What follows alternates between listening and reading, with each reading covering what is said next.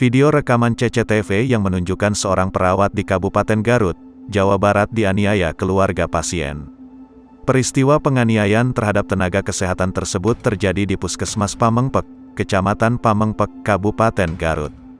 Kepala Puskesmas Pamengpek Tuti Sutiah mengatakan aksi pemukulan terhadap perawat tersebut terjadi Rabu, tanggal 23 Juni tahun 2021, malam pukul 20.07 waktu Indonesia Barat.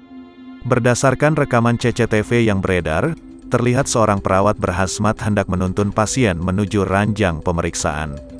Pasien diikuti seseorang yang berpakaian hitam yang diduga keluarganya. Setelah pasien ditidurkan di atas ranjang, pria berpakaian hitam tersebut tiba-tiba memukul sang perawat. Tuti menjelaskan pelaku melakukan pemukulan karena kesal menunggu korban yang sedang mempersiapkan diri memakai APD lengkap. Perawat sudah sesuai prosedur karena pasiennya terkonfirmasi COVID-19, ungkapnya.